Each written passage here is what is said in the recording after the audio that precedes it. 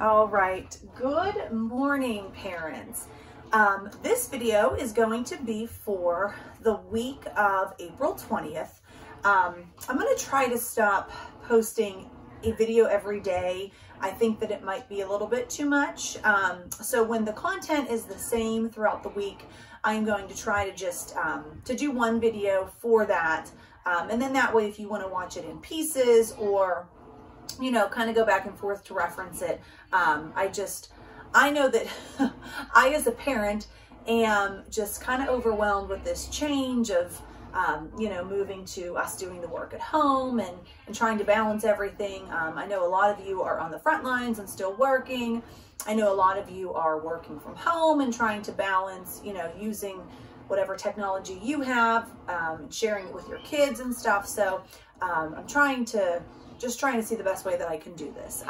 So this week for math, if you are looking in your packet, our focus is comparing numbers. Now, if you remember from when we were in school, comparing is when we are going to be using terms like greater than, less than, more than, fewer than, and kind of asking those questions. So as I talked about last week, in the classroom, we really start out with the more concrete. So that's where we would be using our base 10 blocks. We don't have those, obviously, at home, so kind of have to modify a little bit. Now, with your kids, I'm going to say they're still going to need a visual to start out with because they're concrete learners at this time in first grade. And we want them to move to the abstract, which is just being able to see numbers and compare them. But at first, they're going to need to see the visual. So I am going to introduce this and show you how to explain this a couple of different ways. So I am going to, I like to start out with food problems. That's just how I work. You do what you're comfortable with at home. But I am going to say that I'm going to use my two kids' names. So I'm going to say that Jillian has 35 cupcakes and Gretchen has 42 cupcakes. Now, with these two numbers, I'm going to show you a lot of different ways that you can explain this to your children. So I would just abstractly start out with this and say, who has more? Now, what you're going to see is a lot of your children are just automatically going to say, let me put the names up here. So this was Jillian, this was Gretchen. A lot of your kids are just going to already know and be able to say, Gretchen has more. What I like to do in the room, I think I've said this before, I like to argue with Mrs. Little, and I always tell them to keep it nice, keep it about math, and you have to prove why you think you're right. So in this instance, I would have the kids come up to the board and I would ask for a volunteer. And I always pick the volunteer who says that Gretchen has more, because that is my question, who has more? And when they come up, they're going to tell me, Gretchen has more. And I'm going to say, nope, I think you're wrong. I think Jillian has more. And usually at that point, they kind of freeze and they're like, okay, well, how do I argue this? And then I'll ask, can you prove it to me? And at that point, what I'm looking for is a couple of different things. One, I am looking for a model. So if the kids can come up and show me, this is 42, if I model it. This is 35, if I model it. And they'll go, there, you see, Gretchen has more. And at this point, I always still like to argue with them. And I go, no, I still think I'm right because Jillian has 5 ones and Gretchen only has 2 ones. So there, Gretchen has less, Jillian has more. And I get real dramatic and I stand up there like this. And then they kind of freeze and they still know that I'm wrong, but they don't know how to tell me. So I will either ask for a volunteer to come help. Now you don't have this option at home, so you might have to kind of improvise. Or I will say, can you use the model to tell me why you still think you're right? And then they usually say, well, Gretchen has 4 10s, Jillian only has 3 10s. And I go, so what? Jillian has 5 1s and Gretchen only has 2 1s. So I still think I am right. And then what I am looking for them to say is a 10 is bigger than a 1, a 10 has more value than a 1 is smaller than a 10, or a 1 has less value than a 10. As soon as they get to that point, I make a big deal about it. Oh my goodness, you're right. So what we need to remember is when we are comparing, 10s matter more than 1s. And that is really a big idea from this concept. And that's really the biggest idea. And what that's going to look like as they carry over to higher grades, where maybe they're working with 4-digit numbers, we always need them to know that because of our place value system, any digit moving to the left matters more than a digit to the right because it has a bigger value. Right now, they are only working with 10s and 1s, but we still need to build that concept. And the concept is the same throughout all of their schooling, even when they get to working within decimals, because at this point, that 5 1s matters more than the 9 10s. This 3 10s matters more than both of them. So bringing it back to first grade, we just really need them to know overall for the concept that 10s matter more than 1s because they have a bigger value. So a couple of ways that they are going to show this. You're going to have some kids who are going to get this, boom, they're going to just be able to look at that 10s place if they're different and compare. You're going to have some kids that are always at the beginning going to need a model. That's fine. Just go with what your child needs. Another way that you can show them if they're having trouble, instead of just doing the model, you can move to lining the numbers up over top of each other. So these are the 2 numbers we have, 35, 42, and you can show it to them in a chart, and you can label it 10s and 1s. And then in this way, instead of looking at it across, which is a little bit hard visually for them, they can look at those places right on top of each other. And what you can have them do is ask, are the 10s different? Yes. Then we can use the 10s place to compare. And if the question is, which is greater? Just have them circle the greater 10. Since 4 10s is bigger than 3 10s, this whole number, 42, is greater than 35. If you're asking an opposite question, and you're doing it this way and you want to know who has less or who has fewer, you can ask, are the 10s different? Yes. Which is the smaller number? Which number is less? And they're going to say 3. Right. So since 3 10s is less than 4 10s, this whole number is less. So this strategy is using a place value chart. And that's one way that you can do it. The other way is they can make a model. The next way that they can do it is on a hundreds chart. Now, if you're using a hundreds chart, all you are simply going to have them do is look at that hundreds chart, and they're going to circle 35. They're going to circle 42. If you don't want them to write on it because you're reusing it, you can get a little chip. You can get a grain of rice. Have them stick 1 grain of rice on 35, 1 on 42. Get M&Ms, have whatever you need so that you don't have to write on it if you want to reuse it.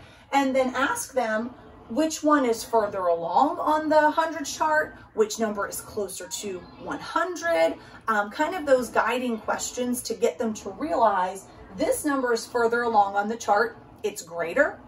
This number is before 42, so it's less. So they can work on the hundreds chart. You can make them a big old number line, and you can plot on the number line so that they can see it visually. I'm going to make a 34, 35, 36, 37, 38, 39, 40, 41, 42. Again, if you want to reuse a number line, just have them get an M&M or something and stick it on there. If they can write on it, sure. Circle this number, circle this number. We know that working on our number line, these numbers are lower or less value. These numbers are higher or a greater value, so they can compare this way. This number is smaller, this number is less, this number is greater, this number is more. So those are 3 ways so far that you can do it. With a model, with a hundreds chart, I'm sorry, 4 ways. With a model, with a hundreds chart, with a number line, or by drawing the place value blocks. And you can show them all of these ways at first. Now, I know I'm going pretty fast. You're gonna have to do this slower. They're gonna need to see a couple of different models of it. No big deal. I'm just showing you different ways that you can explain it to them. So when we get into your packet, you have a cutout page, and today, this time it did copy so you can cut it out. What I would suggest with this page is have them cut out all the numbers and lay them out like a number line. Now they're not, all the numbers aren't there, but that way they can pick up 2 numbers, and since they're laid out linear on that number line, the first one they pick up is going to be less than the next one they pick up. Or backwards, the second one they pick up is going to be a greater number than the first one that they pick up. So that way they can just kind of work with that in a tactile way, which just means they're getting to move it. So that would be good. Now you have these symbols down here, the greater than, less than. Don't get those out yet until they have the concept of what they're doing. We need them to know what greater than, less than is with that rule, tens matter more than ones, before they get into those symbols. So I would just ignore the symbols at first. So your first few questions are just going to be more of like what we did on the board. Someone has this much, someone has this much, who has more, who has less. That is actually the first few days of lessons, questions like that. And you'll notice no symbols yet. They don't actually get into using those symbols until they get to page 496. So when you are introducing that concept, because that's kind of it's kind of the next part of it, that's when they really need a visual. Now, what I always like to do, and I keep in the room, you can just simply write this on a piece of paper. I would definitely maybe write that tens matter more than one down so they can keep referring to that. The other thing is, once you get into the symbols, it's going to ask them sometimes to write the words is greater than, is less than. They may not know how to spell that yet. So what I always do in the room, and you can kind of do here, draw the symbol, is greater than, and write that for them. Underneath it, have this symbol, is less than. And this one is equal to. And again, I would put that on a piece of paper and just let them use it. In the room, I actually give them this guide to keep with them, because we don't maybe realize it, but what we're now asking them to do is a multi-step process. So one, we're asking them to identify between 2 numbers, which is greater, which is less. We're then asking them to match up one of 3 symbols that honestly can be very confusing to them, and then put the appropriate symbol in there, remembering which number was greater and which number was less. So to us, I know this seems like, oh my goodness, 35 is less than 42. We're gonna put that symbol in. For first graders, this is a lot of stuff. This is a lot of processes that they're doing. So what I like to do with this, when they get a problem where they are comparing, like on this page, this one is 52 and 25. I'm just going to keep it with the two numbers that we did. What I like them to do is go through that process. Remember, tens matter more than ones. Which number is greater? And clearly this one's greater once they go through that process. And again, they may have to model it. They may have to use the number chart. They may need a number line. Whatever they need, let them do it. Once they identify this is the bigger number, then we're going to look at where is it? Is it on the left or is it on the right? It's on the right. Okay, so we do not want to put this symbol in, because if I put that in, I'm going to read 35 is greater than 42. That's not true. We need this symbol. 35 is less than 42. And that's a little difficult for them also, because it's really playing with those words and which one makes the number sentence true. Now, a lot of teachers will use that alligator. The alligator wants to open up and eat the bigger number. You can use that if you want. When they're drawing it, I will say a lot of kids also have trouble drawing these symbols. If they have trouble and they can get to the point where they know 35 is less than, they just can't draw it, I will dot their paper for them and have them just connect the dots to make the symbol. So those are just some adaptations that you can do if you see, you know, your child maybe can't draw those appropriately. Now in the opposite way, if this number had been first, now we're working with the opposite. So we go through that process again. Which number is greater? Have them circle that. Okay, now which symbol do we want here?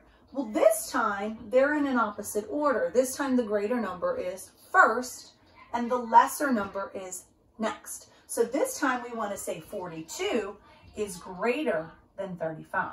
So this time our symbol needs to go like this. So in this unit, in this concept this week, you're going to be working with one, identifying greater or less, moving towards adding the symbols, which is more abstract than just identifying it, and also working with those words. Now, as you go on, it's going to use, I'm going to show you this, you're going to see a lot of those place value charts. Like I said, if they have trouble looking at this across, you can always just write the other number underneath. That way they're just comparing one column at a time.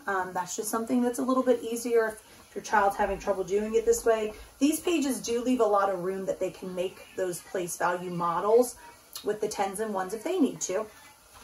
So I'll make sure I cover everything in here. I think that the only other thing that you're probably going to run into is what happens when you get to a number where the tens are the same. So let's say that this time,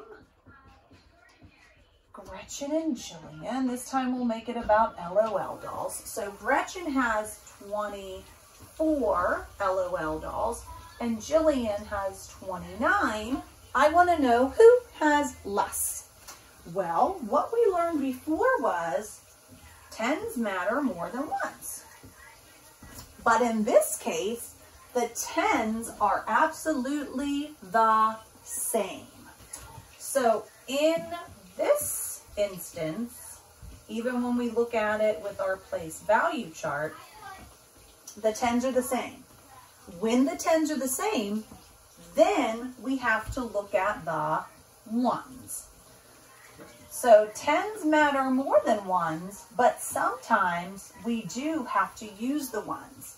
And we can tell, in this problem I wanted to know who has less.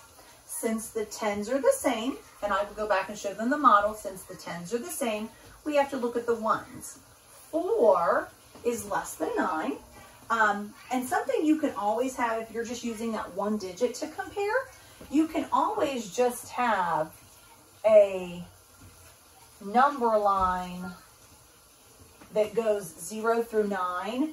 And then that way, I'm going to have to make mine down here, but if they have that 0 through 9 number line, they can just simply circle the 2 digits. 4 is less than 9. So Gretchen has less than Jillian because 24 is less than 29. So that, I would say, would be the only issue that you're going to run into once you start this, is what happens when the tens are the same. And then, of course, you will get into what happens when they have both digits the same. So this time, Gretchen has 24 LOL dolls. Jillian has 24 LOL dolls. I always like to tell the kids when we hit our first problem like this that I am going to trick them. That always gives them a challenge. And then when we get to it, I act really confused, like, I don't know what to do. The tens are the same. The ones are the same. What do I do? And I usually have one person yell out, then the whole number is the same. It's equal. Oh, so you're saying this number is not bigger than this number? No. You're saying this number is not smaller than this number? No. They're the, and I put our hands up and I go like this. If Gretchen has 24 and Jillian has 24, they are the same. So in this instance, we want to use our equal symbol. And this time we would read this, 24 is equal to 24. I think we are probably pretty good with that. So that is basically our concept for the week. Again, reach out to your child's individual teacher if you are having any specific questions with this. Otherwise, have a great week.